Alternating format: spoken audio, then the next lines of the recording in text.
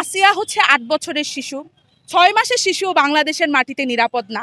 গর্বে হাত দিয়ে বলবো, আল্লাহ আমি যতদিন বাংলাদেশে থাকবো আমার গর্বে কোনো নারী দিও না, আমার গর্বে কোনো মেয়ে সন্তান কন্যা সন্তান দিও না। যখন জুলাইয়ের আন্দোলনে যাই পিছন থেকে গন্ডগোল লেগেছিল, তখন ভেবেছিলাম এই বুঝি আমি শেষ। মনে মনে ভাবলাম দেশের জন্য মনে হয় প্রাণটা গেল। তারপরও বলেছি থাক, কলেমা পড়ে নিব, মরে যাব দেশের জন্য। কিন্তু যখন বেঁচে ফিরলাম তখন ভেবেছিলাম নতুন বাংলাদেশ দেখব, নতুন বাংলাদেশ গড়ব। কিন্তু তৎক্ষণাৎই দেখলাম এখন আমাদের যারা বাংলাদেশের দায়িত্বে আছে তারা আমাদেরকে কি বাংলাদেশ উপহার দিয়েছে শুনবেন আপনারা। উপহার দিয়েছে ২০০০ টাকার বেশি নিয়ে রাস্তায় বের হওয়া যাবে না, সন্ধ্যাবেলা পুরুষ মানুষ ছাড়া কোনো নারী ঘর থেকে বের হতে পারবে না, হাজার হাজার ছিনতাই উপহার দিয়েছে, অনেক অনেক ডাকাতি উপহার দিয়েছে। আমাদের স্বপ্নটা একদমই বিপরীত ছিল, আমরা বিপরীত কিছু হাতে পেয়েছি। ডক্টর মোহাম্মদ ইউনূস স্যার বলেছিলেন স্বপ্নের বাংলাদেশ দেখাবেন, কিন্তু এটা আমাদের স্বপ্নের বাংলাদেশ যেখানে চুরি ডাকাতি ছিনতাই দুর্নীতি তো লেগেই আছে।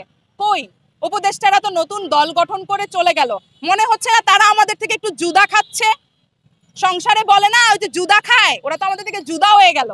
সাধারণ জনগণ তো আর থাকলো না, ওরা তো কোনো কোনো পার্টির উপদেষ্টা, কোন পার্টির কি কি বলে, ওদের এত তো পদের নাম আমি জানি না ভাই, আমি খুব সাধারণ মানুষ। আসিয়া হচ্ছে ৮ বছরের শিশু, ৬ মাসের শিশু বাংলাদেশের মাটিতে নিরাপদ না। আমাদের বাংলাদেশে যে অনাগত শিশুরা আসবে, আমি একটা নারীর জাত, আমারও নিশ্চয়ই কোনো না কোনো একদিন সন্তান হবে। সেই সন্তান যখন আমি গর্বে নিব, আমি আমার গর্বে হাত দিয়ে বলবো, আল্লাহ আমি যতদিন বাংলাদেশে থাকবো আমার গর্বে কোনো নারী দিও না, আমার গর্বে কোনো মেয়ে সন্তান কন্যা সন্তান দিও না।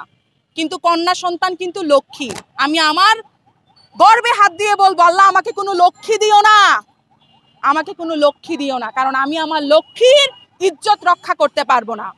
আরে ভাই, তোমরা যারা মনে করছো বোরকা পরলে ইজ্জত রক্ষা হবে, পর্দা করলে ইজ্জত রক্ষা হবে, আমাদের ধর্মে থেকে কোথাও বলা আছে যে ওই নারীটা যদি পর্দা না করে আমরা যে ধর্ষণ করে আসব?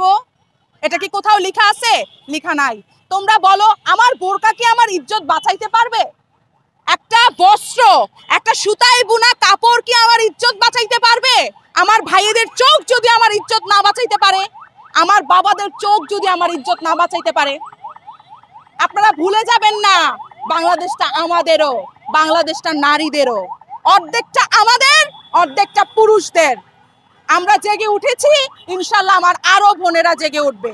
আমি আমার নিজের ব্যক্তিগত দিক থেকে আমি যেটা বলতে চাই, বাংলাদেশের যত সরকার ছিল, বাংলাদেশের যত সরকার আসবে, দোষটা আমরা একেবারেই বারবার সরকার এবং প্রশাসনকেই দিয়ে দিচ্ছি না?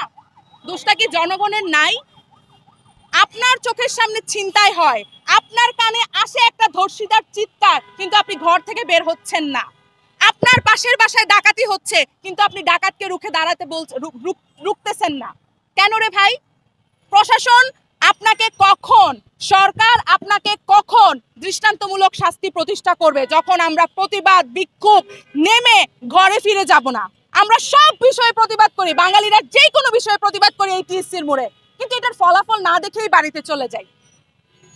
এটাই হচ্ছে বাঙালি জাতির বর্তমানে সবচেয়ে বড় দোষ। কোনো সরকারের দোষ আমি দেই না, শুধুমাত্র জনগণের দোষ।